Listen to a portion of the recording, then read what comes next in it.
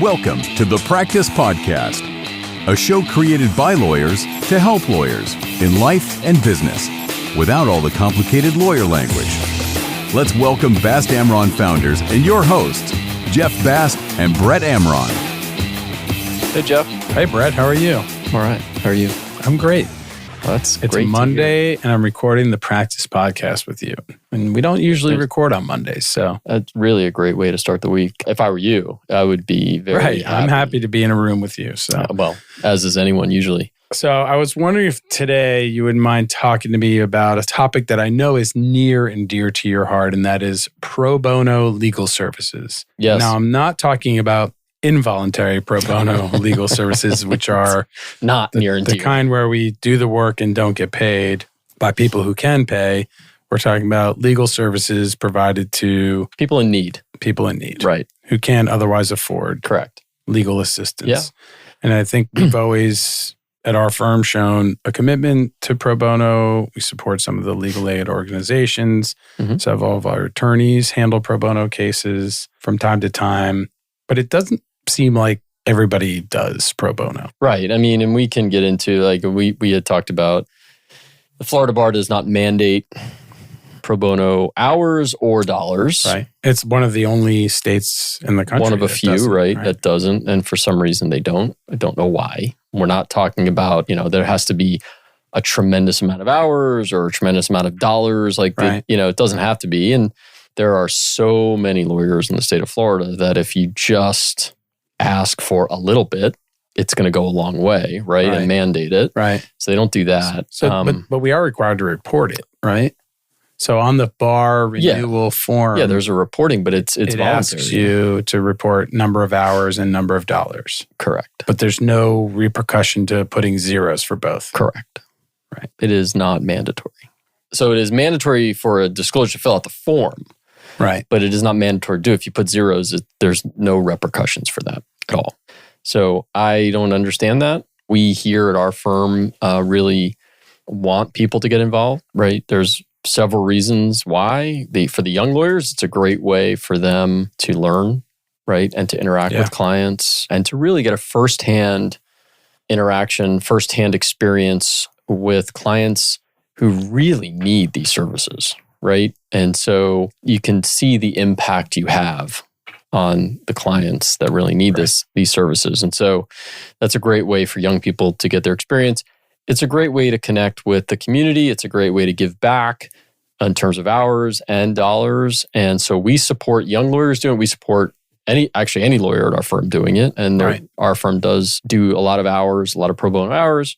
And we also, as you said, support a lot of the legal aid societies and pro bono services as well, because there's a huge need out there for it. Sure.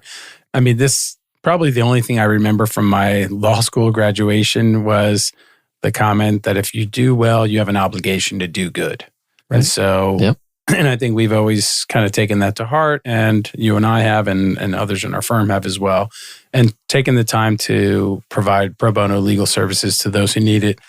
In the bankruptcy arena, we're fortunate enough that a couple of the schools here have clinics for law students that provide legal services, pro bono legal services, and they match the law students with a lawyer. And so we have, and I like to do it that way because we have the opportunity to not only provide pro bono services, but also mentor a law student and allow them to do the laboring or the work, which is beneficial to you as a lawyer. Practicing lawyers, you have to do a little less work, but also allows you to provide some mentorship to someone who's looking for it and provide some services to someone who needs it. So to me, it's an opportunity to do what's right, to feel good about some of the legal work, because we don't always feel good about some of the legal work we're doing. I'd like to think that most of the time we do. And also give back to the community. Yeah, and I remember once a lawyer said to me, and this has always stuck with me, there's a lot of lawyers out there that would say, man, I'm just too busy to take on a pro bono case.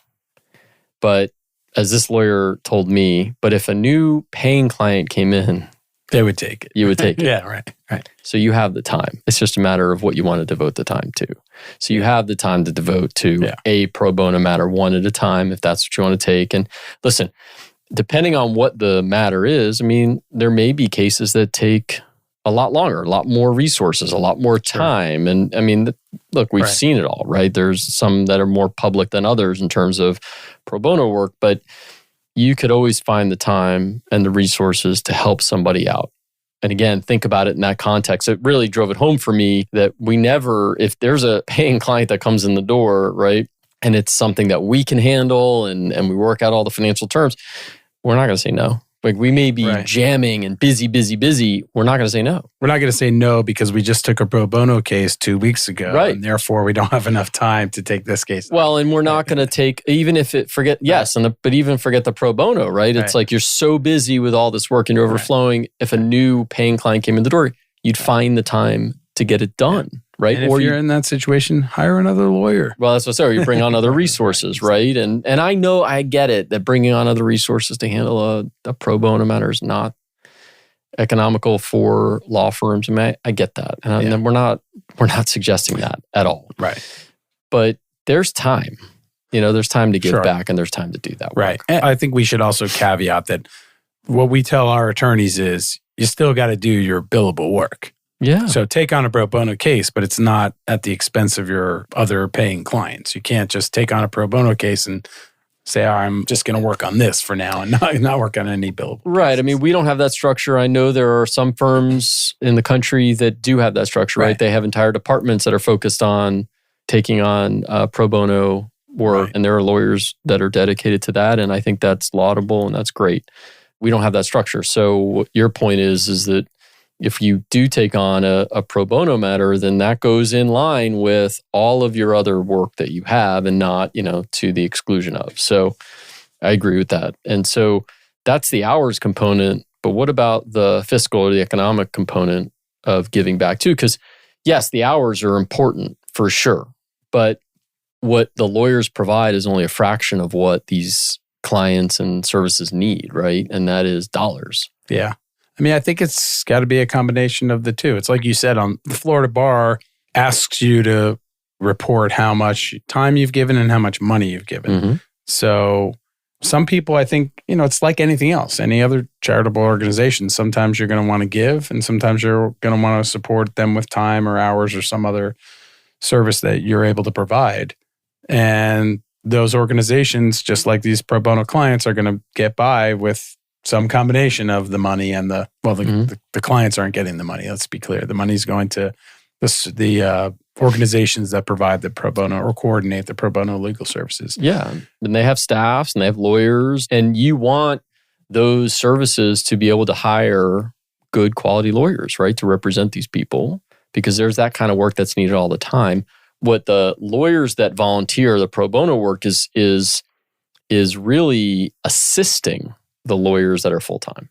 It's not in lieu of, Right. And so think about that, right? Like there are these legal services or Dade Legal Aid, at least here in Miami, that provide these services that are needed, have staffs of lawyers that they need to pay. They need to fund. They have also not just lawyers, they have other staff members, administrative, et cetera. And they need the dollars to fund that. But they also, the work that outside lawyers do as pro bono is complementary, right? Is needed. Like think about it. They take that work so that the people that are working there can actually keep doing their work because their plates are full. Yeah. I mean, if you think of just to use legal services, I mean, that's a law firm, essentially. It is. It's a law firm that provides services. They just don't get paid by the clients. They get paid by fundraisers, governmental organizations, and wherever else they can find their resources.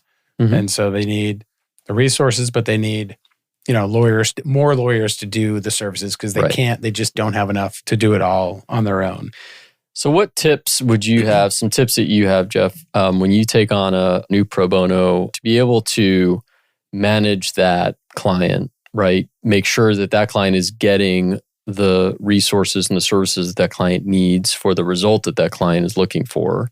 What kind of tips do you have for lawyers that may be listening out there to balance the pro bono work with the paying clients?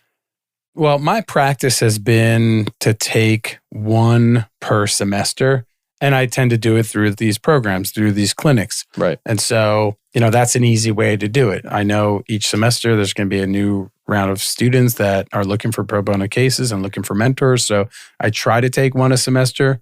I try to have one case going. So sometimes they go longer. I'll tell you my experience. I've had several cases that have gone beyond the school year, and I'm left because the kids graduate and they move on. And from time to time, I find a student who wants to stay with the case, or they're able to stay with the case because they're not starting a job or whatever it is. So I try to do that. And I just look at it like another client, and I treat them like any other client. I prioritize them the same way I would any client. I think the difference tends to be the level of sophistication. In terms of legal sophistication, it tends to be a little lower. And so pro bono clients often will require a lot more upfront assistance. So I need to meet with them, usually in person, to take them. It requires a certain level of patience. Oftentimes, they don't know what they don't know. And so, but if you take that time up front and show them that you care, the payoff is tremendous in terms of just gratitude and impact. You can save people from eviction, from credit card debt, from, we've had clients who they just haven't had a peaceful night's sleep in ages because they don't know what to do. And most of them walk in and they have stacks, piles. I had a woman recently with a backpack overflowing with papers. Right.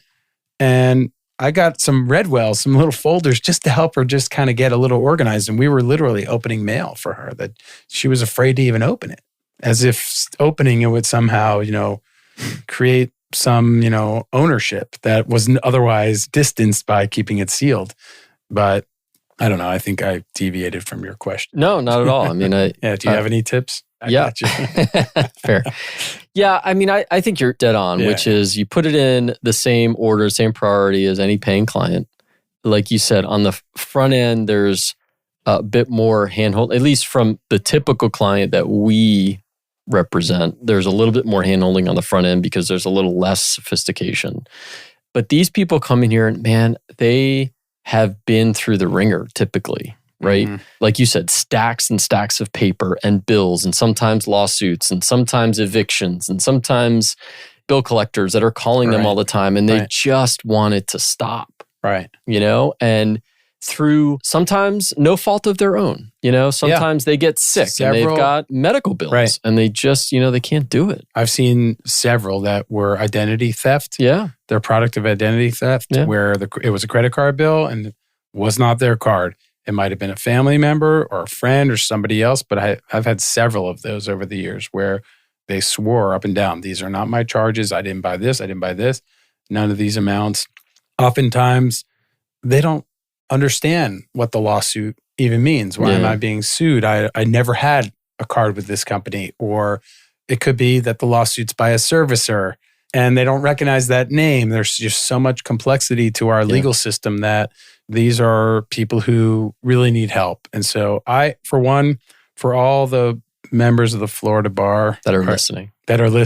Right. Members, you mean members? Not members. Because we're all members of the Florida bar. So I'd love to get the Florida bar to mandate it. The powers that be that are running the Florida bar. Right. To mandate it. What I would love to see, here's what I propose.